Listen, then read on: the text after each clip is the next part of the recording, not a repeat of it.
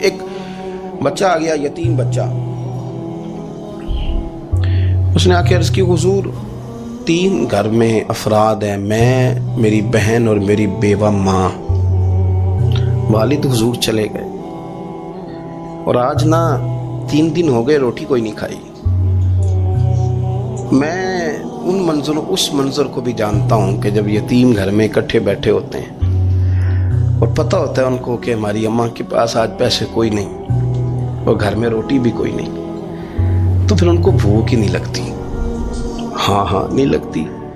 اماں پوچھتی ہے پتر روٹی کھانی ہے؟ نہیں میں تو سویرے جو کھایا تھا وہ ہضم ہی نہیں ہوا۔ اماں جی شاہی کوئی نہیں۔ یہ پردے اس طرح کر کے بچائے جاتے ہیں، ایک دوسرے کو تسلیاں دینا، ایک دوسرے سے پیار کا بڑھ جانا، ایک دوسرے کے لیے جذبات اور طرح کے بن جانا، حکمت الہی کے تقاضے ہوتے۔ یا رسول اللہ صلی اللہ تعالی علیہ وسلم، بیوہ ماں ہے، یتیم بہن ہے، 3 دن سے کھایا کچھ نہیں، قربان جائیں وہ گھر جہاں سے کائنات کھاتی ہے ساری۔ حضور نے فرمایا بلال جا کے ساری ازواج مطہرات سے پوچھ گھر میں کیا ہے۔ حضرت بلال کہتے ہیں میں سارے گھاری پوچھ آیا، ٹٹول آیا، ٹوٹل 21 کھجوریں نکلی۔ یہ 2 جہاں کے شاہ ہیں اور پاس کچھ رکھتے نہیں، 2 جہاں کی نعمتیں ہیں، ان کے خالی ہاتھ میں حضور کے سارے گھر کو میں ڈھونڈ 21 کھجوریں نکلی تو لا کے میں نے پیش کر دی، تو حضور نے ڈائریکٹ اس کو نہیں دی، نبی پاک نے اپنے ہاتھ پہ رکھ لی اور کہتے ہیں پھر حضور نے نا اپنا منہ مبارک قریب کیا کھجوروں کے۔ صحابہ خود فرماتے ہیں کہ یہ جو حضور نے منہ مبارک قریب کیا ہے نا، تو نبی پاک برکت کی دعا کر رہے تھے۔ 21 کھجوروں پہ برکت کی دعا ہوئی۔ حضور نے اس بچے کو بلایا، تھپکی دی، فرمایا لے جا 7 تیری بہن کی۔ انہیں معمولی نہ سمجھنا ہو تو حضرت بلال کہتے ہیں حضور 3 بھی دے دینا کبھی تو 30 سال ختم ہی نہیں ہوتی، 30 سال گزر جاتے ہیں، نکالتے رہو کھاتے رہو، ختم ہی نہیں ہوتی۔ حضور نے فرمایا 7 تیری بہن کی، 7 تیری والدہ کی، اور 7 حضور نے اور بھی تلقین فرمائی، فرمایا ایک سویرے کھایا کرنا، ایک شام کو کھایا کرنا، یہ لے جا۔ حضرت سیدنا بلال حبشی کہتے ہیں رضی اللہ تعالیٰ عنہ کہ بچہ لے کے جب باہر نکلا تو حضرت سیدنا معاذ ابن جبل دوڑ کے گئے اور جا کے بچے کے سر پہ شفقت سے ہاتھ پھیرا، کا فکر نہ کرنا، رب کریم تجھے بہترین سرپرست عطا کرے گا، پتر پریشان نہ ہونا، اللہ تیری مدد کرے گا، صرف حوصلہ دیا، سر پہ دست شفقت پھیرا، بچہ چلا گیا۔ تو حضور نے فرمایا معاذ ادھر آؤ نا ذرا۔ یا رسول اللہ حکم ہو۔ فرمایا کس چیز نے تمہیں اٹھایا بچے کے سر پہ ہاتھ رکھنے کے لیے؟ کس نے تمہیں کہا؟ کس چیز نے تمہیں اٹھایا جو تم بچے تک پہنچ گئے؟ عرض کی یا رسول اللہ وہ جو میرے دل میں اللہ نے یتیم کے لیے رحمت رکھی ہے نا، اس نے مجھے اٹھایا تھا، اور میں نے جا کے اس کے سر پہ دست شفقت پھیرا۔ تو حضور فرمانے لگے سن پھر، جو کسی یتیم کے سر پہ خالی ہاتھ بھی پھیر دے، جتنے بال اس کے ہاتھ کے نیچے آئیں گے نا، رب اتنی خطائیں معاف کرے گا، اتنی نیکیاں دے گا، اتنے درجے اس کے بلند کر دے گا۔ خالی دست شفقت ہی پھیر دے، دینا دلانا تو بعد کی بات ہے، اس کا خیال رکھنا تو۔ یہ جو ہمارے مدارس ہیں نا، ان میں اکثر بچے غریب ہوتے ہیں، لیکن کچھ بچے تگڑے گھروں کے بھی ہوتے ہیں، مالدار گھروں کے بھی ہوتے ہیں۔ اس میں اگر کوئی ایسا بچہ آ بھی جاتا ہے نا جو یتیم ہے، کمزور ہے، تو وہ اپنے آپ کو محسوس نہیں کرتا کمزور، کیونکہ وہ یہ نہیں سمجھتا کہ میں یتیم خانے میں آیا ہوں۔ اس کے ذہن میں مائنڈ سیٹ یہ ہوتا ہے کہ میں مدرسے میں آیا ہوں اور میں پڑھنے کے لیے آیا ہوں، اور چونکہ وہ کچھ وزادار بچے، مالدار بچوں کے ساتھ وقت گزارتا ہے، اسی دسترخوان پہ بیٹھ کے کھاتا ہے، اسی کلاس میں سب کے ساتھ بیٹھ کے پڑھتا ہے، تو اس کی عزت نفس مجروح ہونے کی بجائے طاقت پکڑتی۔ وہ برابری کی سطح پہ جب آتا ہے تو اسے محسوس ہوتا ہے کہ مجھے عزت دی جا رہی۔ اس لیے مدارس اسلامیہ میری نظر سب سے مضبوط جگہ ہیں جہاں مساکین کی، یتیموں کی، غریبوں کی صحیح معنوں میں کفالت بھی ہوتی ہے، تعلیم بھی ہوتی ہے، عزت بھی ہوتی ہے، تربیت بھی ہوتی ہے۔ میرے رسول کریم علیہ السلام بڑے انہماک کے ساتھ، بڑے توجہ کے ساتھ۔ اچھا ایک کام اور ہوتا ہے ہمارے ہاں، وہ کیا ہے؟ اگر کوئی یتیم مال چھوڑ گیا نا اس کا باپ، تو پھر تو بارے نہیں آ رہے ہیں اس کے، پھر تو اللہ خیر کرے کہ بہت سارے مل جائیں گے کفالت کرنے والے، بہت سارے ملیں گے دھیان رکھنے والے، بڑے سارے ملیں گے توجہ دینے والے۔ قرآن مجید نے فرما دیا ہے کہ جو یتیم کا مال کھاتا ہے وہ سمجھ لے کہ میں مال نہیں کھا رہا، میں آگ کھا رہا ہوں، آگ کھا رہا ہوں، آگ۔ سورہ نساء دیکھیے ہمارے ہاں اگر تو وہ مال چھوڑ گیا ہے تو پھر تو بہت سارے رشتہ دار مستقل اس کے محلے میں مکان لینے کو تیار ہو جاتے ہیں، الا ماشاء اللہ۔ پھر تو بڑے سارے ایسے بھی رشتہ دار بن جاتے ہیں جن کو والد کی موجودگی میں کبھی زیارت کا موقع بھی نہیں ملا تھا۔ یہ مال جو یتیم کا ہے اس کی تو زیادہ حفاظت کرنی تھی۔ ہم کئی دفعہ مسئلہ بتاتے ہیں، لوگ فتویٰ بازی شروع کر دیتے ہیں۔ مجھے بلایا گیا کہ ایک صاحب کا انتقال ہو گیا تو ان کا ختم شریف ہے، تو بچے ان کے نابالغ ہیں، تو میں نے کہا کہ آپ اس طرح کریں، ان کے مال میں سے زیادہ پیسے نہ صرف کریں۔ نہیں جی نہیں، بڑے پیسے کمائے ہیں جی، اس نے ساری زندگی باہر نکالی ہے تو لاکھوں کروڑوں کمائے ہیں، تو چھوٹا گوشت پکائیں گے، بکرے کا گوشت پکائیں گے اور ہم ان کا ختم شریف دلائیں گے۔ تو میں نے کہا صاحب آپ رشتہ دار ہیں، ان کے بچوں کے مال کی حفاظت کریں۔ ختم شریف تو اس میں گوشت زیادہ ہونا ضروری نہیں، اس میں تو درد سے دعا کرنا ضروری ہے، اس میں تو تلاوت قرآن پاک کے سال ثواب میں ضروری ہے، ذکر اذکار ضروری ہیں۔ لیکن کیا کیا جاتا ہے کہ بے دریغ مال ان کا اگر ہو تو، ایک حدیث پاک ہے بخاری مسلم میں، بڑے غور سے سنیے گا اور اس کے اندر جتنے پہلو ہیں ان پر پوری توجہ دیجئے گا کہ کہیں ہم ادھر آ تو نہیں گئے۔ رسول پاک صلی اللہ علیہ وسلم نا ہمارے لیے سب سے بڑے حکیم ہیں، سب سے زیادہ حکمت حضور نے ہمیں بتلائی ہے کہ اس رستے چلو گے تو بچو گے، اس رستے جاؤ گے تو ہلاک ہو جاؤ گے۔ نبی کریم علیہ السلام نے فرمایا، بخاری مسلم میں فرمایا، 7 ہلاک کرنے والی چیزوں سے بچنا، اگر ان میں تم چلے گئے تو ہلاک ہو جاؤ گے۔ 7 چیزیں ہیں جو تمہیں ہلاک کر دیں، برباد ہو جاؤ گے، تباہ ہو جاؤ گے، ہلاکت کا سفر ہے یہ، 7 چیزوں سے بچو۔ یا رسول اللہ صلی اللہ علیہ وسلم وہ کون کون سی؟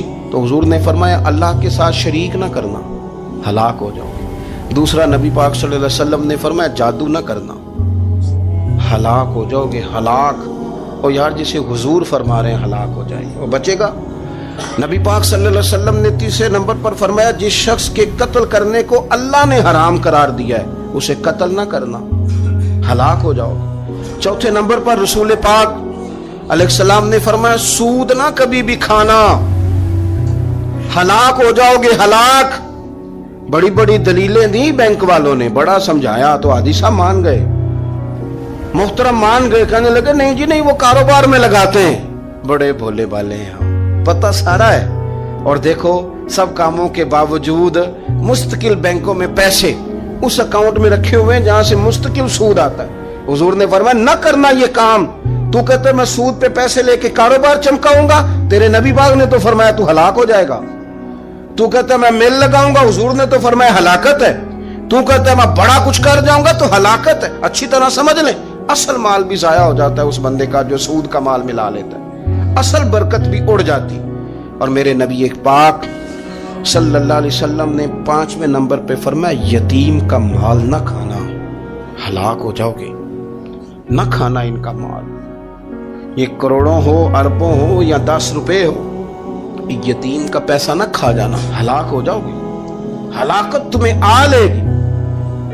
اور پھر 6 نمبر پر نبی پاک علیہ السلام نے فرمایا کفر سے جہاد ہو رہا ہو تو کبھی پیٹ پھیر کے بھاگنا نہ، ہلاک ہو جاؤ گے۔ اور 7ویں نمبر پر اللہ کے رسول نے فرمایا بے قصور اور بے گناہ عورت پر تہمت نہ لگانا، بلا وجہ بہو کے کھاتے نہ کچھ ڈال دے، بلا وجہ بھابھی اور بیوی اور کسی بھی خاتون پر کوئی الزام بے قصور عورت پر بہتان نہ لگانا۔ مار مار کے ایک شخص نے بحال کر دیا بیوی کو اور بعد میں پتا چلا کہ جی مجھے شاک ہے تعویذ کراتی ہے۔ کیا آپ کی سوچ ہے؟ مسلمان اللہ کو ماننے والا اور اس باتوں پر الزام لگائے گا تعویذ کرا کے لاتی ہے؟ بے قصور عورت پر بہتان، ایک تو بات ہے اسے مارنا اور ایک یہ ہے کہ کوئی تکلیف دینا، اور ایک خالی اتنی بات کی کہ بہتان بھی نہ لگانا، اس پر الزام نہ لگانا، یعنی تم نے صرف بے قصور عورت پر الزام ہی لگایا تو حضور فرماتے ہیں ہلاک ہو جاؤ، یہ ہلاکت والا کام ہے۔ لیکن ہم بغیر سوچے سمجھے کہہ دیتے ہیں اس نے کہا ہے، اس نے کیا ہے، یہ کرتی ہے، یہ کام نہیں کریں۔ یہ 7 وہ چیزیں ہیں جو ہلاک کر دیں گی۔ نبی پاک صلی اللہ تعالی علیہ وآلہ وسلم فرماتے ہیں میں نا جنت کا دروازہ کھولوں گا تو ایک عورت کو نا میں سبقت لے جاتے ہوئے دیکھوں گا، یعنی وہ جلدی سے جنت میں داخل ہو رہی۔ یا بعض شارحین کہتے ہیں کہ حضور داخل ہوتے ہی سب سے پہلے اس کا چہرہ دیکھیں گے، حضور فرمائیں گے تو پہلے ہی آ گئی، बीबी जन्नत में। हुजूर ने दरवाजा खोला तो जल्दी से नजर आई, तू पहले आ गई। सब ने लिखा है कि इस औरत की शान ये है कि सबसे पहले जन्नत में गई। मैंने हदीस पढ़ी तो मैंने नीचे हाशिए में लिखा, मैंने कहा मेरा ख्याल ये है कि इसकी ज्यादा शान ये है कि जन्नत में इसकी सबसे पहली मुलाकात मदीने वाले महबूब से हो गई। ये देखो कितनी बड़ी शान। हुजूर फरमाने लगे तू कैसे पहले आ गई, कौन है तू? वो कहने लगी हुजूर मैं बेवा हूं, मेरे बच्चे यतीम थे, मैंने उनकी खातिर ना बैठी रही, मैंने निकाह नहीं किया, मैंने उन यतीमों की परवरिश की, बेवा बन के जिंदगी गुजार दी, उन यतीमों के लिए बैठी रही। इसको जायज है, ये कर सकती थी, लेकिन इसने सोचा कि मैं इनकी निगहबानी यतीमों के लिए बैठी रही। आज शान ये है कि मदीने वाले के लिए जब दरवाजा खुला है तो इस बीबी को भी रब करीम ने फौरन ही जन्नत अता फरमा दी। ये सबसे पहले गई। मैंने देखी हैं ऐसी औरतें 23 साल में बेवा हुई पर उम्र बच्चों के नाम कर दी। उसे पता था कि कल को जब ये बड़े होंगे तो ये अपने कमरे का दरवाजा बंद कर लेंगे, ये नहीं पूछेंगे कि अम्मा सोई है कि जाग रही है, इनका आना जाना अलग से हो जाएगा, इनके ताल्लुकात अपने हो जाएंगे। पर ये बैठी रही, ये बैठी रही। इसने बच्चों को वक्त दिया तो बच्चे तो क्या इसको सिला देते थे, रब ने ये सिला दिया है कि सबसे पहले इसे जन्नत में दाखिला अता फरमाया। अबू दाऊद शरीफ में मुस्नद इमाम अहमद बिन हंबल में हदीस है, नबी पाक सल्लल्लाहु अलैहि वसल्लम के चचा ज़ाद थे हज़रत जाफ़र तैयार, मौला अली शेर खुदा के भाई थे, जंग मौता में शहीद हो गए। वहां से कोई खबर लेके नहीं आया, लेकिन रब खबरें देता है ना अपने हबीब। अल्लाह गैब के खजानों की कुंजियां देता है अपने महबूब को। नबी करीम सल्लल्लाहु ताला अलैहि वसल्लम ना उनके घर गए, उनकी ज़ौजा का नाम अस्मा बिनते उमैस था। हुजूर ने फरमाया अस्मा मेरे भतीजों को मेरे पास लाओ, मोहम्मद बिन जाफ़र और अब्दुल्ला बिन जाफ़र रदी अल्लाह ताला अन्हु। बच्चे करीब आए, हुजूर को पता है इनके वालिद शहीद हो गए। नबी पाक ने अपनी नाक मुबारक उनके रुखसारों पे रखे, फिर हुजूर ने उनका माथा चूमा, फिर नबी पाक सल्लल्लाहु अलैहि वसल्लम ने सीने से लगाया, फरमाया हजाम को बुलाओ ना ज़रा, इनके बाल तराशे, कितनी बड़े हो गए, हजामत होने वाली। हुजूर प्यार कर रहे थे, आंखों में आंसू थे, तो जनाब अस्मा करीब आई, कहने लगे हुजूर मेरे शौहर की कोई खबर आ गई है? तो नबी पाक सल्लल्लाहु ताला अलैहि वसल्लम ने गर्दन मुबारक उठाई तो आंखों में आंसू थे। फरमाया रब ने मेरे भाई को शहादत का दर्जा अता किया है। फरमाया कोई आहो बका ना करना मेरे भाई पर, अल्लाह ने उसे शहादत का दर्जा दिया है। हज़रत जाफ़र तैयार के घर वालों के लिए हुजूर ने सहाबा को हुक्म दिया कि ये गम में हैं, इनके लिए खाने पका के लाओ। फिर नबी पाक उन बच्चों से प्यार करने लगे, फरमाने लगे ये जो है ना मोहम्मद बिन जाफ़र ये अपने दादा जनाब अबू तालब से मिलता जुलता है, और ये जो अब्दुल्ला बिन जाफ़र है ये तो सारा मेरे साथ मिलता जुलता है। नबी पाक सल्लल्लाहु अलैहि वसल्लम प्यार करते, बातें करते। हज़रत अस्मा रोने लगी। ये अबू दाऊद शरीफ में मुस्नद इमाम अहमद बिन हंबल में चमकते जुमले। अर्ज़ करने लगी हुजूर मेरे बच्चों का क्या बनेगा, कौन किफ़ालत करेगा? कुर्बान जाएं, रसूल पाक सल्लल्लाहु अलैहि वसल्लम के क्या जुमले, यतीमों के लिए हुजूर का नवाजने का क्या अंदाज है। फरमाया अस्मा तू फिक्र न कर, अना वलीयुहुम फिद दुनिया वल आखिरा। फरमाया मैं दुनिया में भी इनका वारिस बनूंगा, कयामत के दिन भी इनका वारिस बनूंगा। तू सिर्फ दुनिया की बात करती है कि निजाम मईशत का कैसे चलेगा, और मेरा वादा यह है कि दुनिया में भी इनकी सरपरस्ती करूंगा, आखिरत में भी सरपरस्ती करूंगा, आखिरत में भी मैं इनका ख्याल रखूंगा। आप गौर तो फरमाएं, तवज्जो तो करें कि इस कदर ज्यादा हुजूर का इन्हिमाक इस तबके के साथ हमें अपने दाएं बाएं अजीजों में, रिश्तेदारों में, दोस्तों में, इलाका में, पड़ोसियों में, मोहल्लेदारों में देखना चाहिए। ये बच्चे बेचारे मैंने देखा है, इनके बिगड़ने में असल बात ये होती है कि कोई मुखलिस होकर सरपरस्त नहीं बनता। आगे बढ़ें, अपनी अपनी खिदमात पेश करें, और जिस तरह हमारा बच्चा बिगड़ जाए तो हम उसके लिए पूरी कोशिश करते हैं, जद्दोजहद करते हैं, हालात वाक़यात पस मंज़र पेश मंज़र का जायज़ा लेते हैं, कौन से असबाब इख्तियार किए जाएं तो ये ठीक हो सकता है। वो सारी चीज़ें इनके लिए भी हमें इख्तियार करनी चाहिए।